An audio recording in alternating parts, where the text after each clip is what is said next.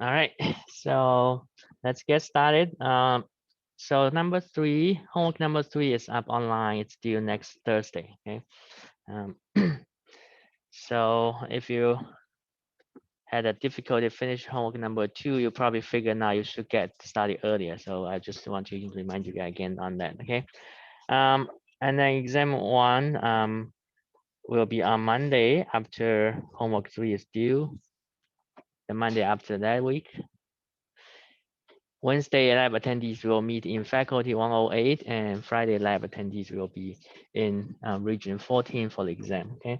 Emma and Riley, today's classroom disinfection are assigned to you guys. All right. So last time we talked about second law of thermodynamics. Basically, it's the application of it. So it's the heat engine that's based on actually it's based on the first law of thermodynamics, but when we apply that to a heat engine, we'll see that you cannot convert all the heat takes in into work. So that means 100% engine is not possible. Okay, so one, so that's like one statement of the second law. The other one is this guy here. So heat occurs spontaneously from high temperature to low temperature. Okay, so that's what happens. But you can actually have it go in the other way with the help of additional work, mechanical work, but that's not spontaneous process. Okay. All right. For a heat engine, it has 3 components: a hot reservoir, a cold reservoir, and also a engine that does work. And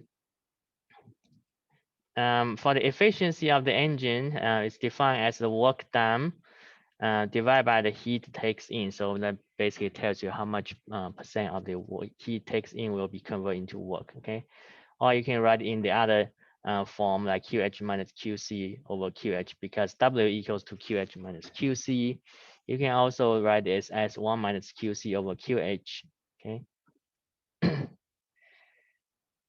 An ideal engine, a Carnot engine, that's a perfect one, that has an efficiency that is related to the temperature of the 2 reservoirs. Okay, so it's starting from here again, the definition for the efficiency, and then we can prove that QC over QH is related to the temperatures of the 2 reservoirs, so equal to TC over TH. Okay, so for a Carnot engine, that's mathematically it can be proved mathematically.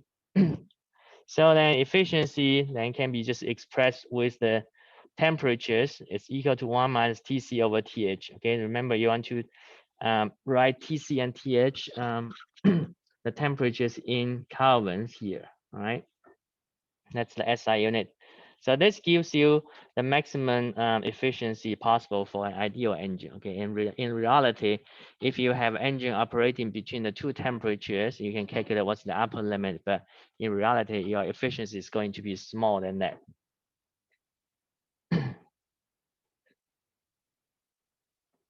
All right. So application of thermodynamics laws.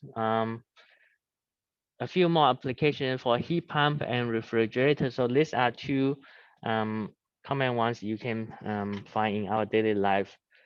So with the help of additional work, then heat actually can flow from a lower temperature object to a higher temperature object. Okay.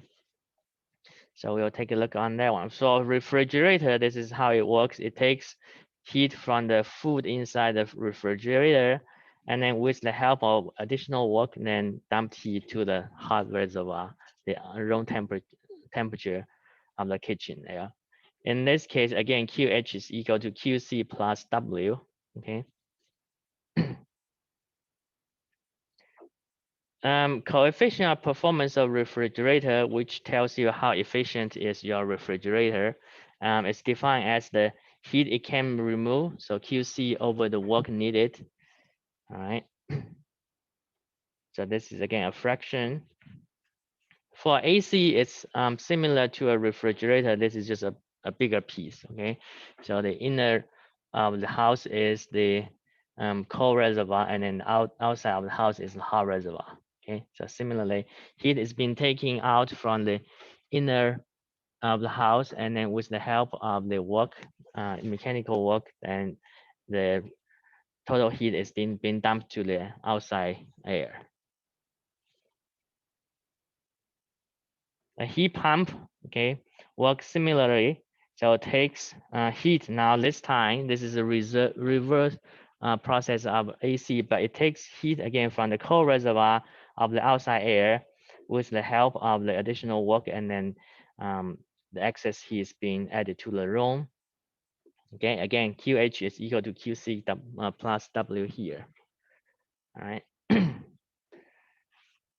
If you have a ideal engine for either heat pump or AC or refrigerator, you can do it this way. So then the QC over QH can be related to TC over TH. Okay. Now for a heat pump, coefficient of performance is how much heat you can add it to the room divided by the work needed. Okay, so that's the coefficient of performance for a heat pump. Okay.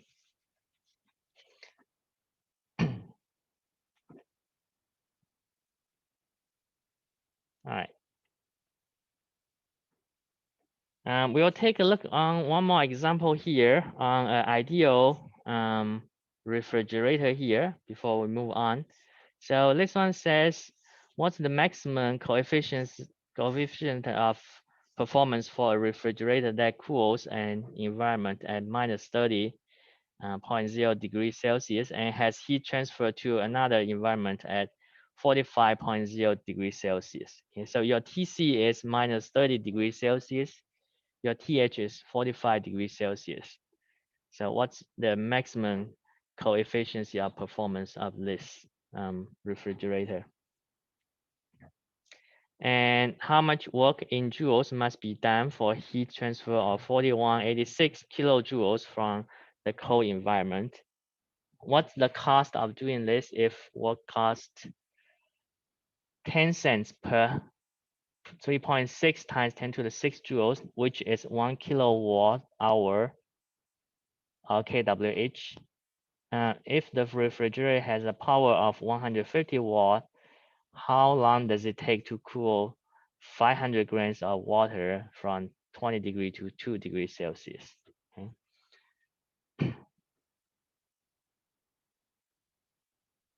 Let me list the knowns here for you guys to get started.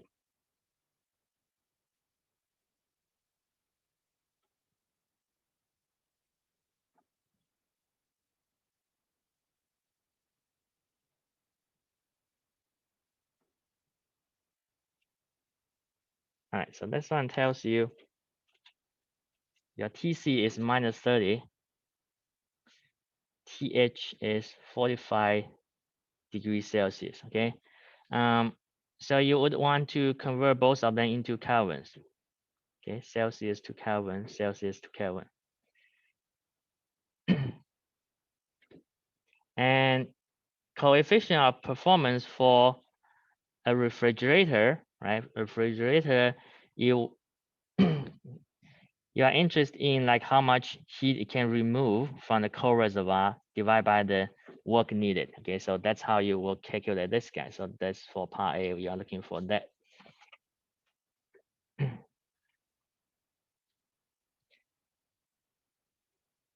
Now,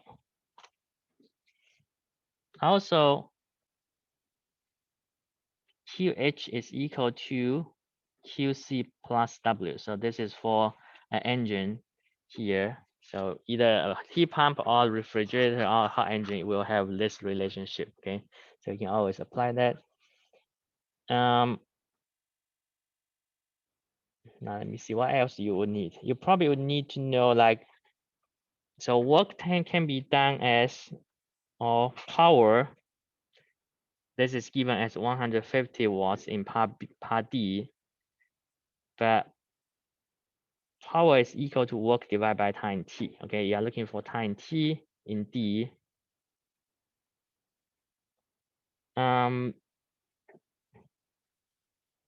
Let's see. Yeah, these two equations should be enough for you guys to solve from what A to through C. Okay, but in D, you would need to know this, and then you would need to know also like Q for the water. That should be equal to M of water, C of water, delta T of water. Okay.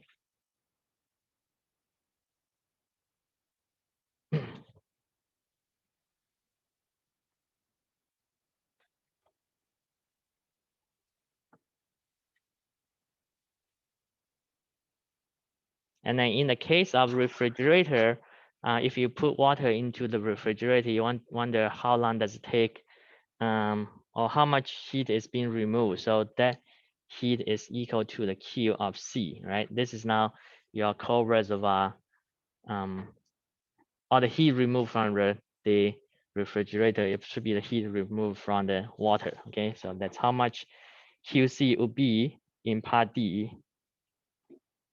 All right, I think I'm going to give you guys a few minutes to try to see if you can solve any of these 4 questions, and then we can take a look at the solutions together.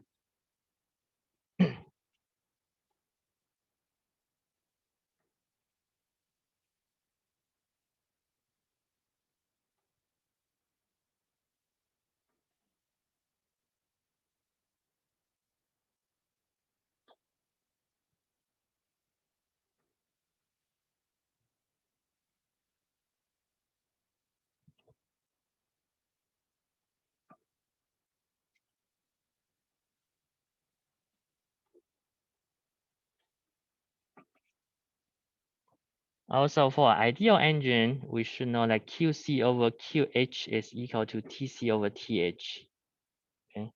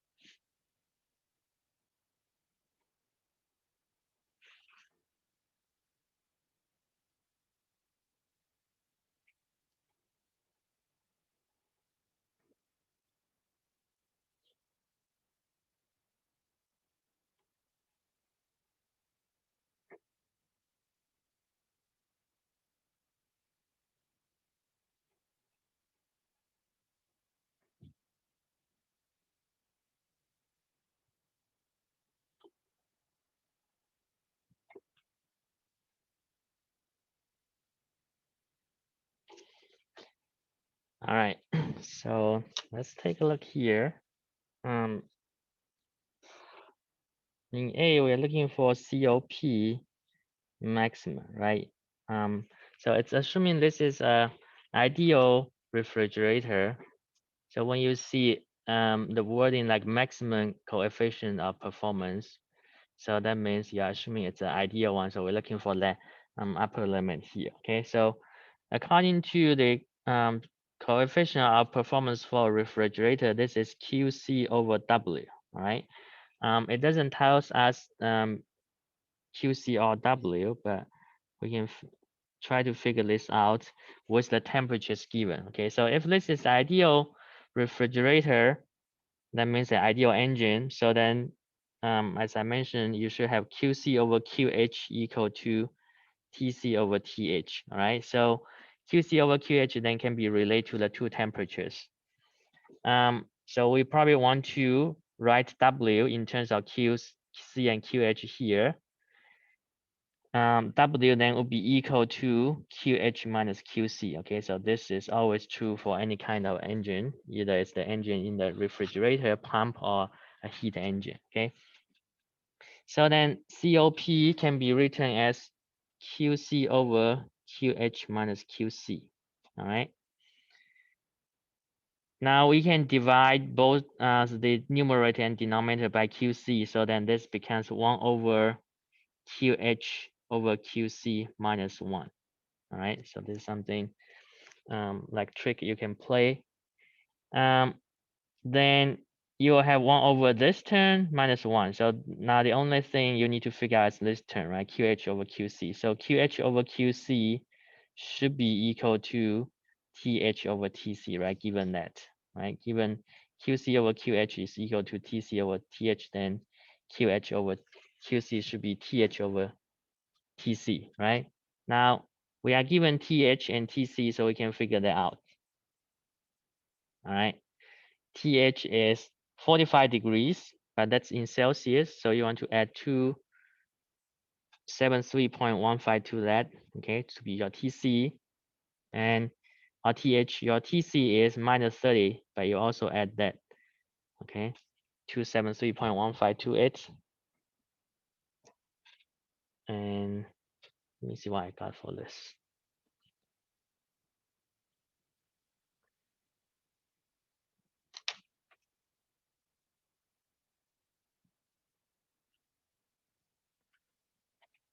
So this will give you 1.308 roughly. All right. So then COP max, you can figure it out now. It's going to be equal to 1 over 1.308 minus 1. Okay. So this gives you about 3.242 ish. Okay. I think just keep 2 digits after decimal should be sufficient. So 3.24 if you want. All right.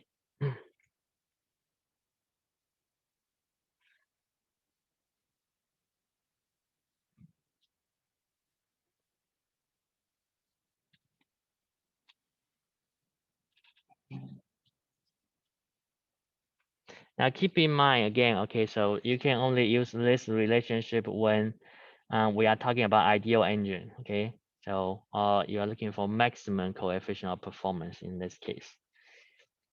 Otherwise, it's a real engine, you shouldn't use this relationship, okay? Because that doesn't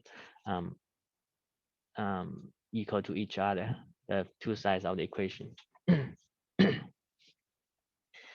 B says how much work in joules must be done for heat transfer of 4186 kilojoules from the coal reservoir. Okay, so this guy, now you're looking for work, all right?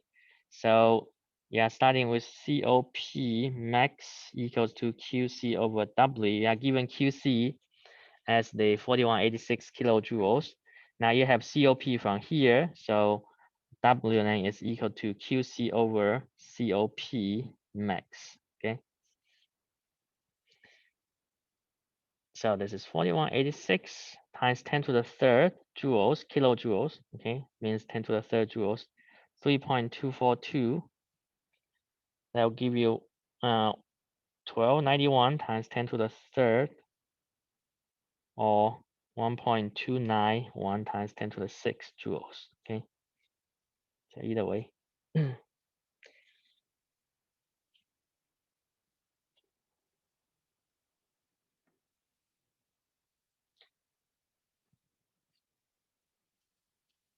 All right. Part C, you're looking for what's the cost of doing this amount of work. If the work cost 10 cents per 3.60 times 10 to the 6, right? So then the cost would be 10 cents, put this way, multiplied by 1.291 times 10 to the 6 joules, that's amount of work, divided by 3.6 times 10 to the 6 joules, right? So for this amount of work is 10 cents, then for this amount will be this divided by that times 10 cents, which will give you just like 3.6 cents, right?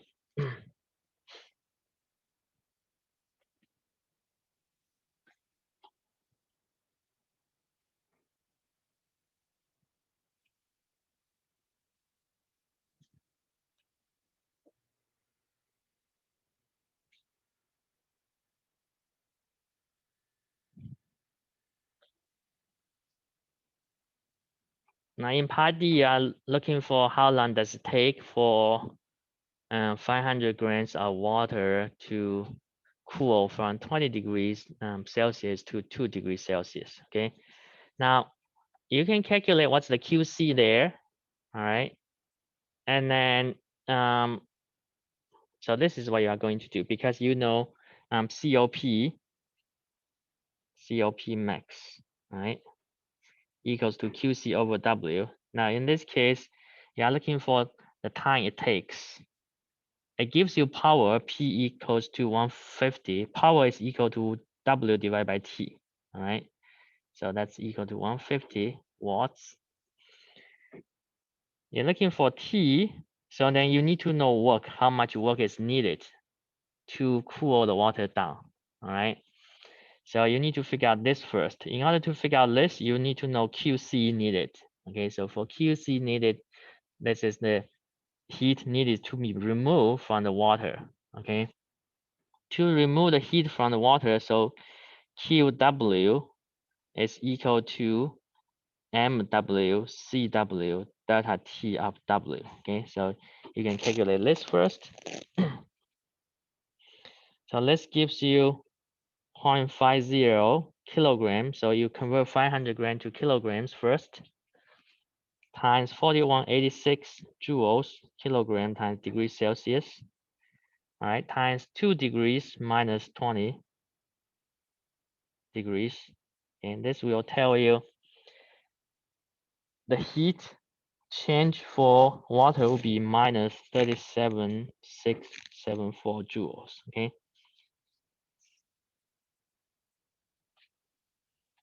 So this is the heat change of water. So that means your QC should be equal to that amount, but the positive number, right?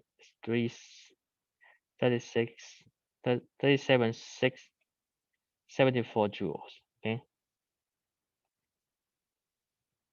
That's how much heat needed to be removed from the water by the refrigerator, okay? So once you have that, you can go back to this here and then figure out your W and then go back to there to figure out your time T, okay? So W equals to QC over COP max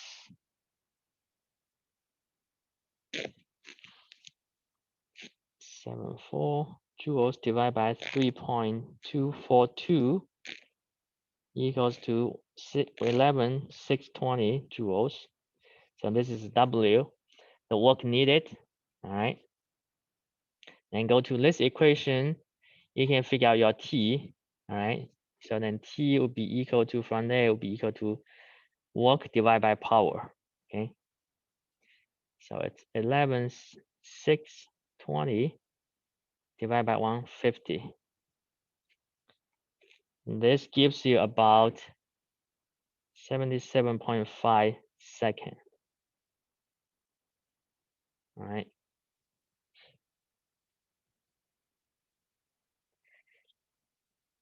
Now, in reality, it takes much longer because you are not having an ideal engine, all right?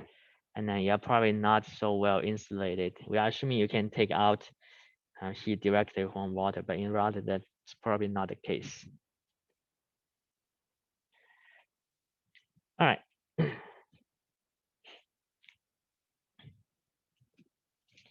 Questions you guys might have on this one?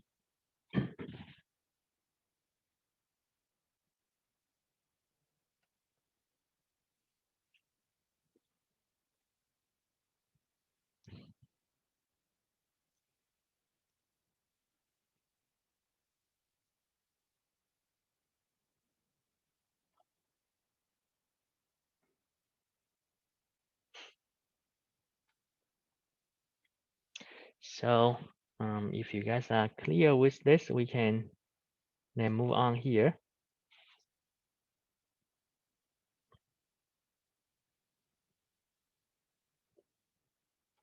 All right. So another major application is for power plants. Okay, so most of the power plants are operate in this fashion. So you will have a steam generator here, boiler here. It takes in, for example, if this is by burning fuels, so then energy will be heat will be transferred from fuel burning to the boiler here. Okay, so then the heat will go from a hot reservoir to a cold reservoir here, condenser here, through an engine. In this case, it's a turbine. So let's then drive the turbine, which gives, this is the mechanical work, okay? When the heat goes through here, it drives the turbine that produce the mechanical work, which is being converted to electricity by a generator, electric generator there. And then this is the cold reservoir. So this is a hot reservoir, this is cold reservoir, and then this is the engine, okay? So if this is the ideal engine, then you can figure out what's the maximum efficiency or Carnot efficiency for a thermal power plant like this, okay? So then in that case, the maximum efficiency you could have would be the high temperature minus cold temperature divided by high temperature, okay, in that case. And in reality, your efficiency should be less than this guy, okay?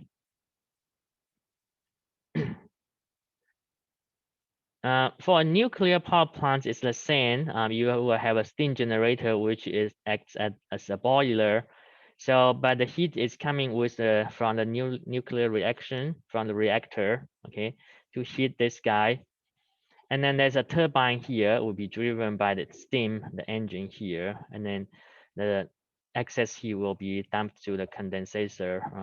Kind of complicated, but the cooling tower here, okay, goes in that way. And then the generator will be there, right? So the cooling towers are, if you see these ones, they are the cooling towers for the nuclear power plants, okay? All right, I think we'll take a quick look on this example here for a power plant, okay? So this one says, a power plant can take advantage of the temperature difference between warm water on the surface of the ocean and the cooler water found at greater depths. A typical surface temperature in the tropics is 25 degrees Celsius, and then deep water can be 5 degrees Celsius. So this is TH25, TC is 5 in degrees Celsius. So it's asking you what's the maximum efficiency a heat engine can have with this temperature difference. Okay.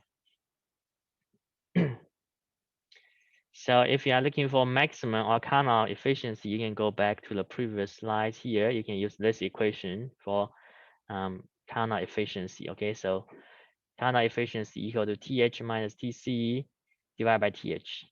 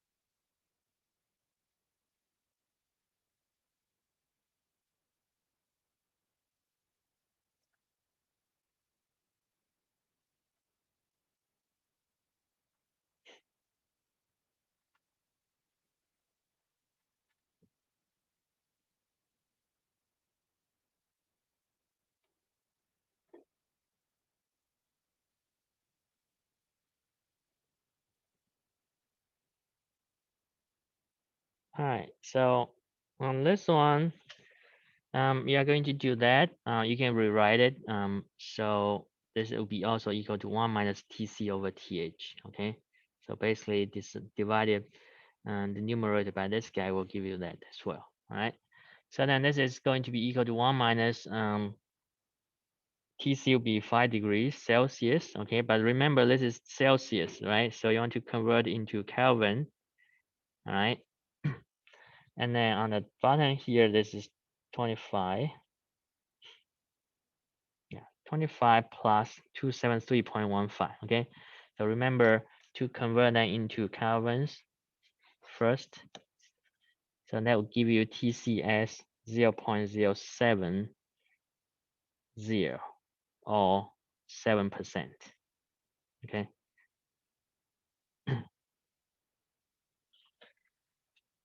I think a couple of you guys didn't convert it into Kelvin first. Okay, so that's why you got 0.8. All right.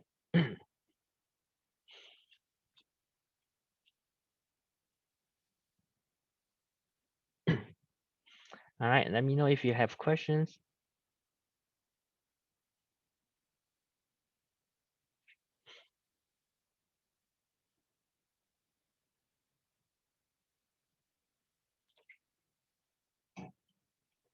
So if not, then we'll move on to the, I think this is the last section of the chapter here.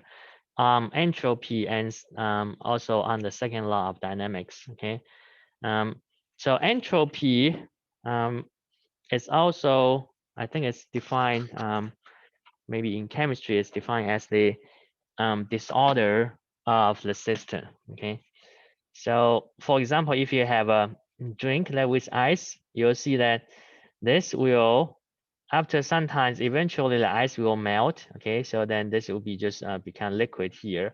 So that's the natural process or the spontaneous process. Okay, and if you want to have the reverse process, then it will not help. It will not happen unless you do extra work into it. Put the engine and then freeze some of the water. Okay, to become ice. Okay, so in that case, or maybe put it into a freezer. So there's additional work needed. Okay, it will not happen automatically. All right. So we'll start with taking a look at the reversible or a kind of ideal engine. Okay, so we know that for an ideal engine, a reversible engine, you have this relationship QC over QH equal to TC over TH. Okay, we can rewrite.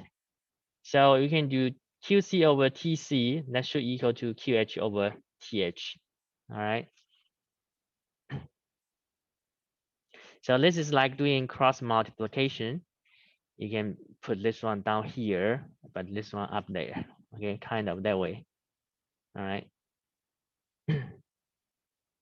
So then when you rewrite, it becomes this equation. So that tells you QC over TC is equal to QH over TH. All right. So that means it doesn't depend on the status. So the Q over the temperature of a reservoir should be equal to, for the cold one, should be equal to the Q of the reservoir divided by the temperature of reservoir for the high temperature reservoir. Okay, so this Q over H is equal to each other for the two reservoirs here. So then in physics, if we can write in quantities in that fashion, we like to define a new name to it usually, okay? So that's what we tend to do. So we call this Q over T as the change of entropy, all right? So Q over T is defined as change of in entropy. And for that, we use, for entropy, we use symbol S, delta S, that means change in entropy should be equal to Q over T, all right? The SI unit for it will be joules over Kelvin.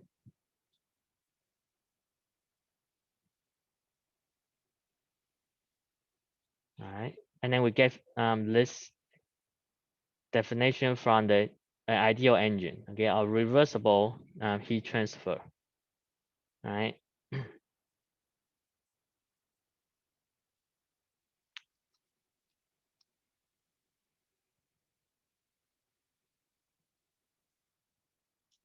And in that sense, for a reversible heat process, we say we have QC over TC equal to QH over TH, right?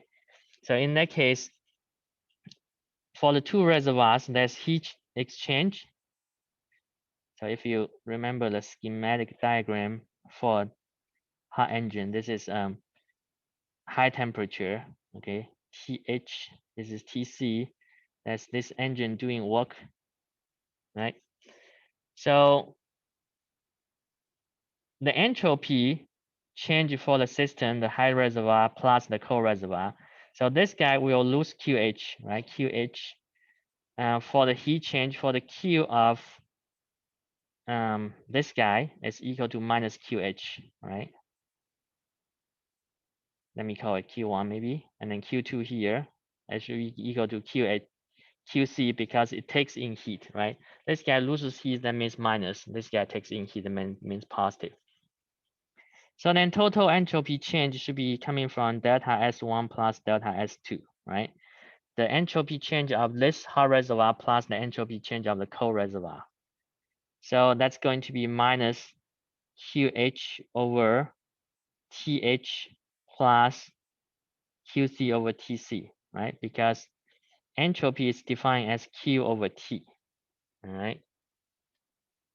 If we have this relationship, we can rewrite it so it becomes minus QH over TH plus QC over TC equal to 0.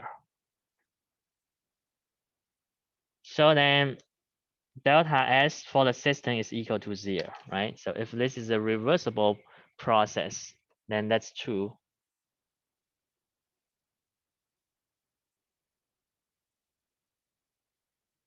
See, I can just stop sharing for a moment for you to see a better view on the screen here.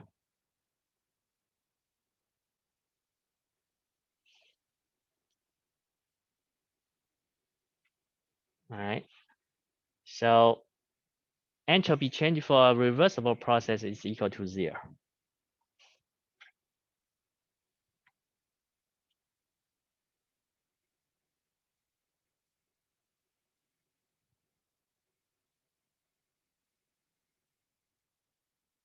And that's what the slide says. So it says in a reversible heat engine, entropy doesn't change, or entropy equal to change equal to 0. Okay. For a irreversible process, so that's pretty much like every real engine. Its efficiency is equal to 1 minus QC over QH according to definition. That should be less than EC, the Carnot efficiency, right? So that means this 1 minus QC over QH is less than 1 minus TC over TH, okay? And a couple of steps of algebra, you'll see that delta S total then will be equal to this guy plus that guy. So for hot reservoir, it loses heat, so minus Q over T of it, plus a cold reservoir, it gains Q, so plus divided by TC. That should be greater than 0, okay? So any irreversible process results in an increase in entropy, all right? So the entropy will increase. Now let me just show you guys from here to here quickly.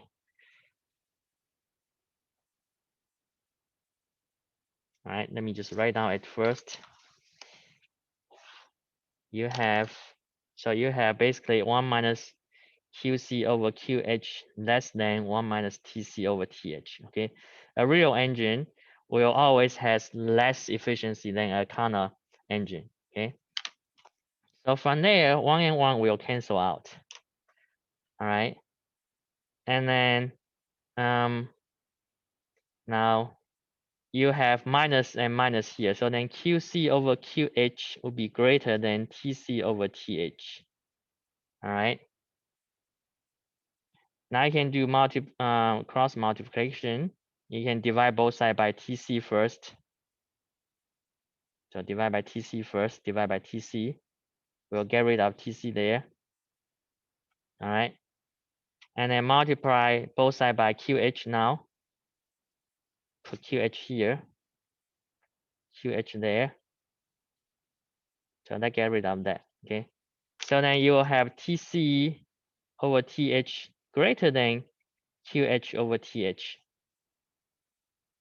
And move this guy to the other side, equation becomes minus QH over TH plus QC over TC greater than 0, right? So this is change, entropy change of the hot reservoir, and then this is entropy change of cold reservoir, okay, according to definition. That should be the total entropy change should be greater than 0, okay? So that's basically how this is conclusion is from, okay?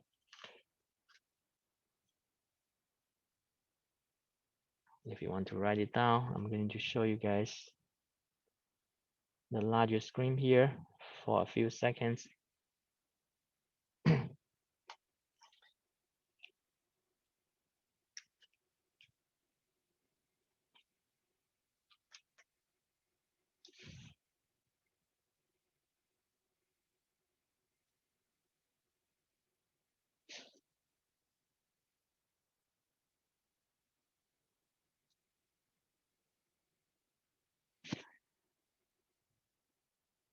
All right. So I think the conclusion is for any irreversible process, the change in entropy will be greater than 0. Okay, and then for any reversible process, the change in entropy is equal to 0. You will never have change in entropy less than 0. Okay, so just remember, if you got your change in entropy less than 0, that means something must be wrong. Okay. And changing entropy is also equivalent to disorderness of a system. So that means for any process to be happening in a system, its entropy will not decrease. It will either not change or increase. Okay, this is just like how order is your own is. If you do something, then it's not going to get more order, right? Than the initial one. If you do not do like maintaining work, right? So if you are doing, say, playing around, or maybe like say doing homework, you open the books, right? And then put out pencils, etc. So things now are quite scattered, right? But you need to do some extra work to get it cleaner. Okay. So anyway, so it's just like our house. If then no one is maintaining it, it will get messier and messier. Okay. So I see like every day, like we have two kids, small kids at home, they always mess up. Like when I leave home, it's kind of like nice and tidy. When I get home in the afternoon, it's all over the places, the toys and etc. So yeah, that tells me about this as well, the entropy. You can put it in that way, okay? All right. Now we are going to take a look on this one here. It says a heat engine operates between a high temperature reservoir at 610 Kelvin and a low temperature reservoir at 320 Kelvin. In one cycle, the engine absorbs 6,400 joules of heat from the high temperature reservoir and does 2,200 joules of work. What's the net change in entropy as a result of this cycle? All right. So I'll give you guys a couple of minutes to see if you can solve this, and then we can take a look on the solution together. So basically, I'll be looking at the entropy change for the hot temperature reservoir and then cold temperature reservoir, and then add the two up. Okay, so you're going to say, yeah, something like this. Entropy change is equal to entropy change of the hot reservoir plus entropy change of the cold reservoir. Okay, and then you're going to add the two up.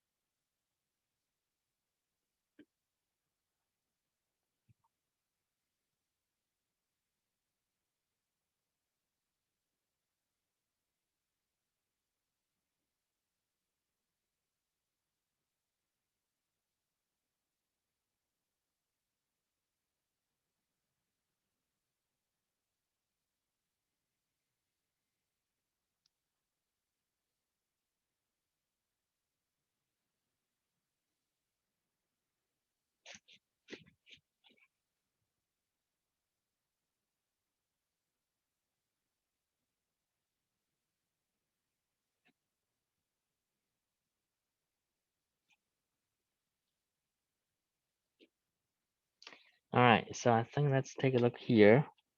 So you'll be doing like minus QH over TH, right? Because for the hot reservoir, it loses heat, so minus there. And then cold reservoir, it receives heat, so QC over TC. It's nice that both temperature are given in kelvins already. Okay, so this will be minus. It says the hot reservoir, so the engine absorbs that much of heat from hot reservoir, from higher temperature reservoir. So that means minus 6,400 joules divided by the pan temperature of it, 610 Kelvin. Okay, plus QC. So it says it does 2,200 joules of work. Okay, so that's not QC, that's W, but QC should be equal to the QH minus W, right? So if you didn't get this right, you need to pay attention to that. QC is equal to QH minus W, okay? And then divided by temperature of the cold reservoir or lower temperature reservoir, 320 Kelvin, okay? And then this gives you about 2.63 joules in Kelvin, okay? If you use 2200, it's probably going to give you a negative number for the final answer, okay? Then which you should be alert because delta S couldn't be a negative number. All right.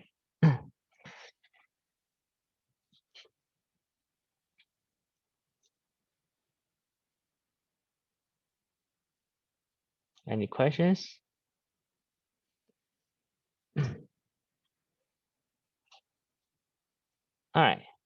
So a little bit more about entropy. So when the heat is being taken from hot reservoir and converted to cold reservoir, so this is particularly typically an irreversible process. So that means some of the heat cannot be used to convert to work. So you lose some of the heat in that process. Okay. So each time if heat transfer occurs, you lost some part of it to be unusable energy, because if it cannot be converted to a mechanical work, then you cannot use it. Okay. So then for the factor of that, so every process happen in the universe, okay, will then increase the disorderness of the universe. So then eventually, for all the energies in the universe, all the heat that will be consumed up, so then will become unusable heat. Okay, so at that point, then the universe is going to be it will be having an end. Okay, but it's not happening anytime sooner, very soon. It's happening in 10 to the 100 years. Okay, so yeah, we probably don't need to worry about it. But this is just from the theoretical prediction. Okay, so that's the end of the universe. All right. So I think that's it for this chapter, and then we kind of finish the topic on thermodynamics. Okay, so for the next homework, it's every each of the problem there should have the concept being covered by now. Okay. All right. So we'll stop here for today.